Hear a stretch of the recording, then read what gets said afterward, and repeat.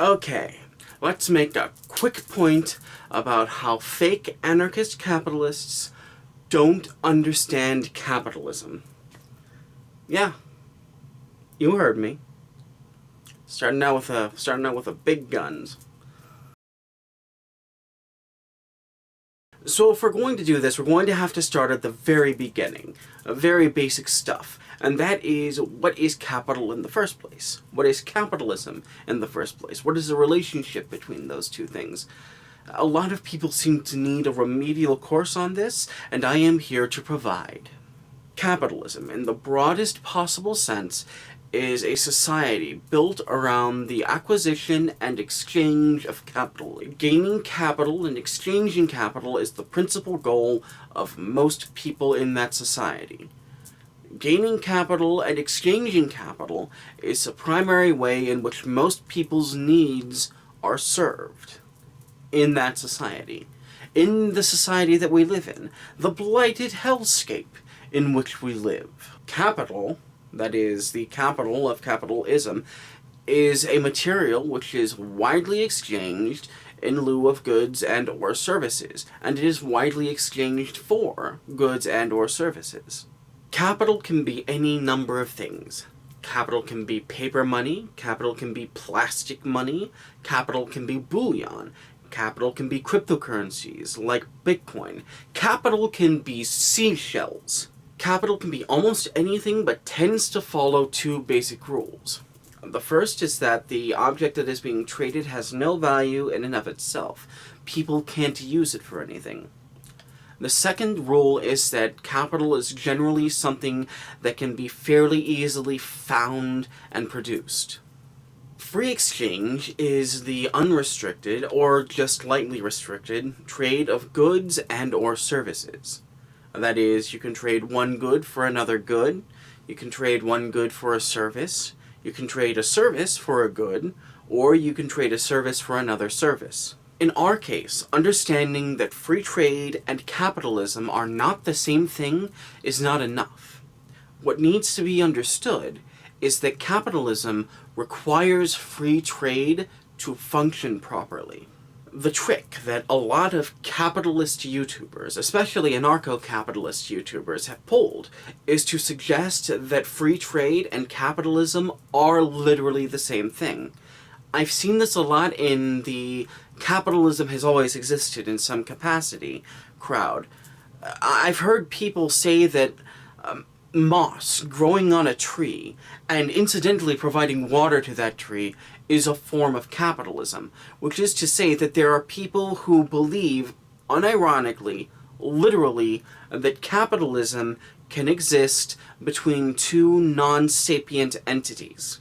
This conflation is not accidental. The capitalists have found a vital function of our society and seek to capitalize on that. Which brings us to our next topic. You would be hard-pressed to find a rational person, to find an educated person, who would suggest that free trade is something that we would be able to give up in a modern society. We are not living in the 18th century anymore. The idea of a self-sustaining society, of a self-sustaining civilization, is nonsense. It is ridiculous. I'll use my city of Springfield as an example. Springfield has a population of about 115,000, if I recall correctly.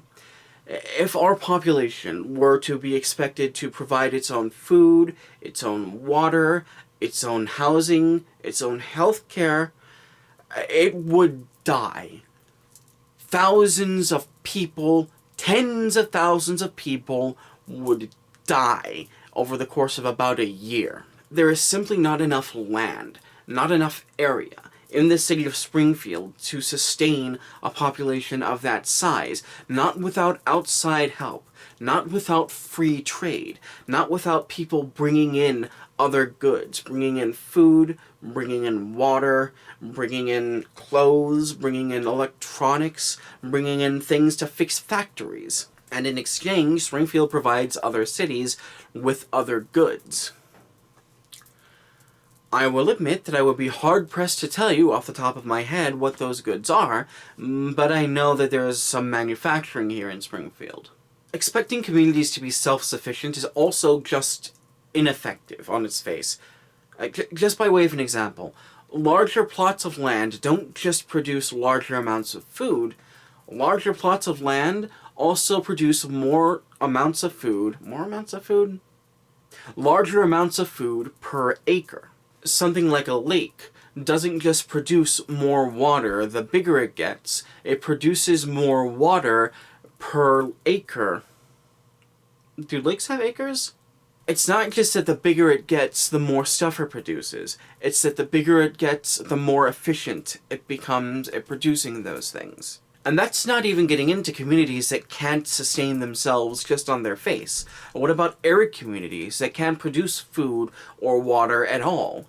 What about communities that get stricken with bad plagues or bad harvests? Do we just leave them to rot? That's also to say nothing of highly specialized goods that need to be made in factories. Things like medicine, things like parts for electronics, or tractors that you use to till the ground. Expecting individual communities to produce those things on their own wouldn't just be wildly inefficient. The infrastructure does not exist for that sort of thing. You can't have a factory in every town for your medicine, for your electronics, for your tractors. That just doesn't work.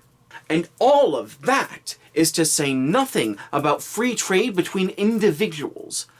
It would take outright draconian measures to stop that in any capacity. And we have seen here in the US what those draconian measures lead to.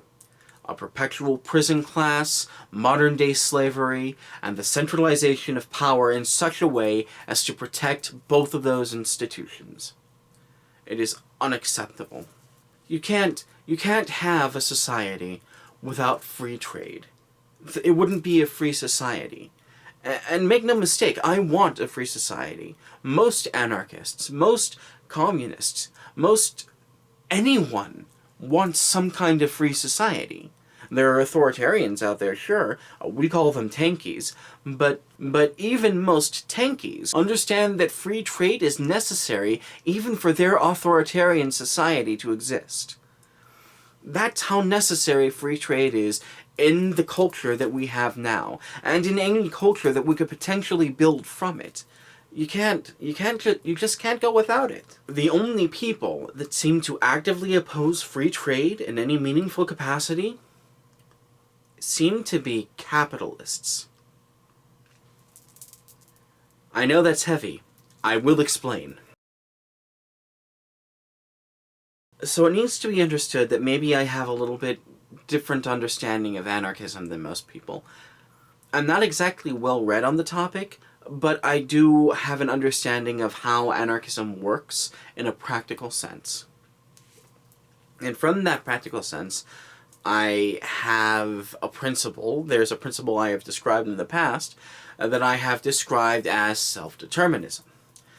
This is a very basic, very fundamental idea in anarchism, and it is the idea that people know what is best for them, and if given the opportunity, people will do what is best for them and for other people. This concept is vital to anarchism because it justifies what is and is not a justifiable hierarchy.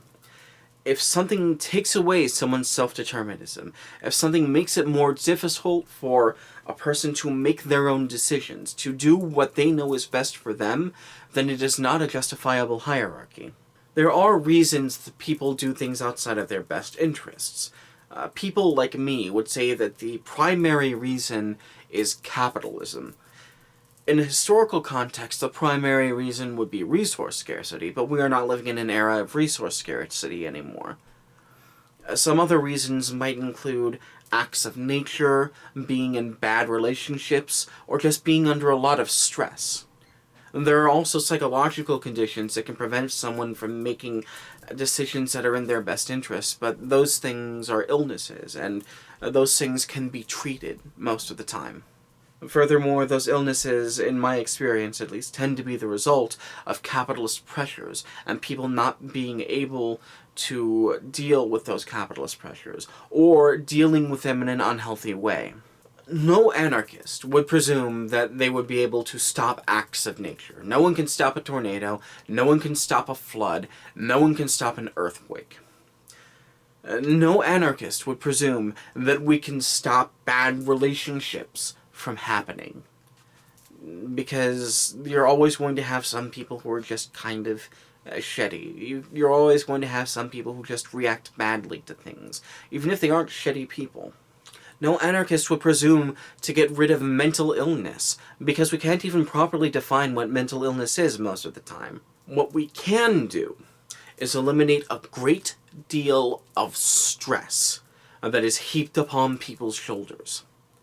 And we can do that by getting rid of capitalism. I'm going to talk more about anarchism and specifically hierarchies next week, but for now we should note that it is very easy to compel people under capitalism to work not just past the point of productivity, but past the point where their health is at risk.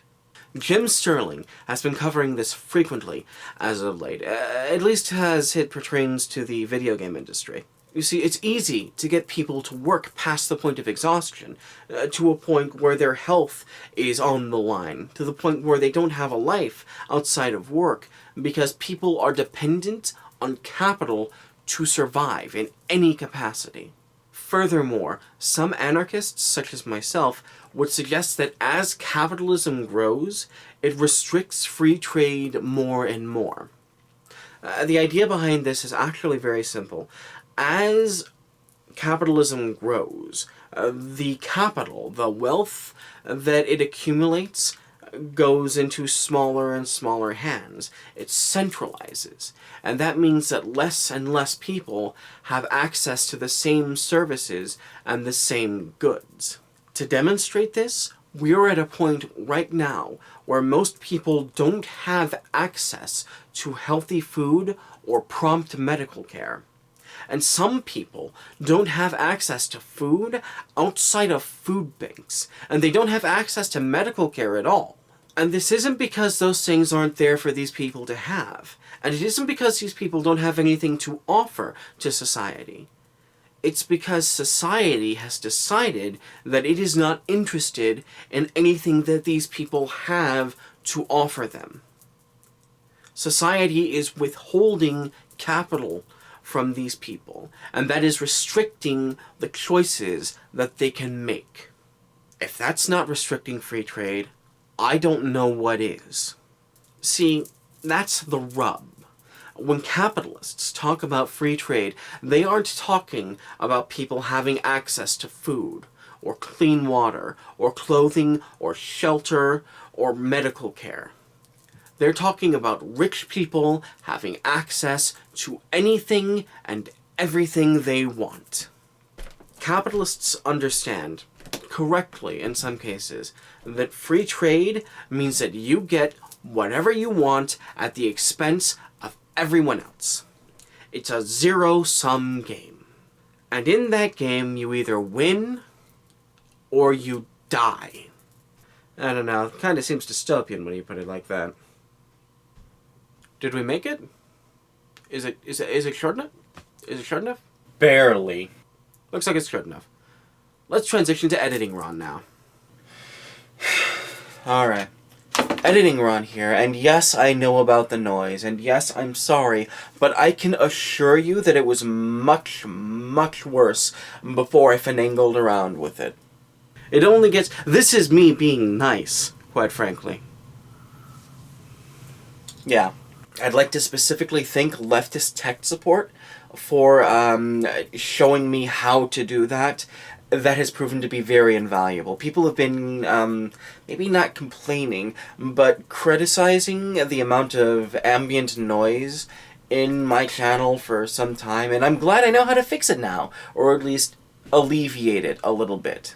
So, this was a tight-ass outline, This was a super tight outline, and that's in spite of how big it is. Actually, it's at least in part because of how big it is.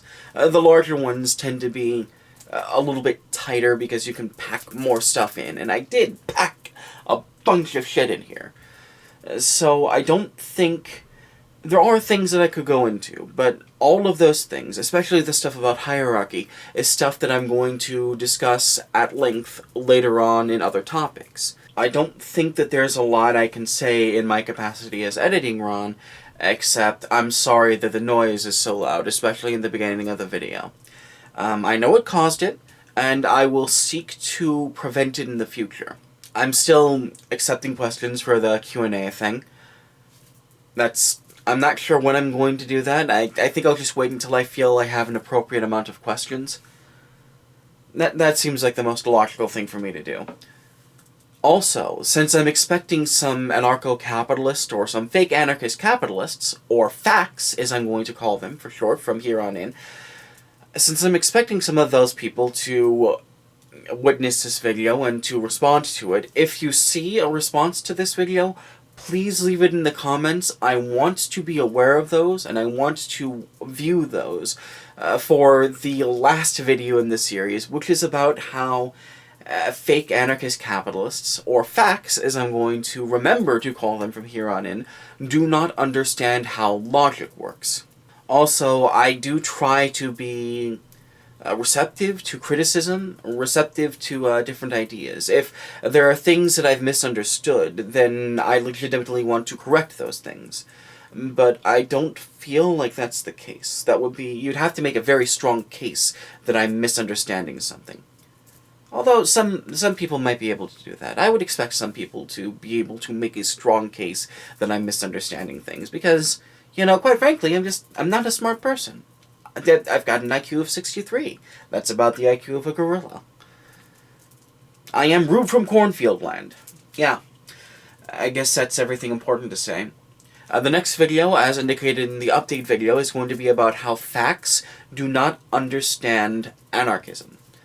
And looking at the outline, it's mostly going to be concerned with hierarchies and how capitalism is always an unjust hierarchy. That's going to be fun. It's also going to be very long. This is 2.5 pages right now. Very, very long. This is going to be not a quick point. For sure. So, look forward to that.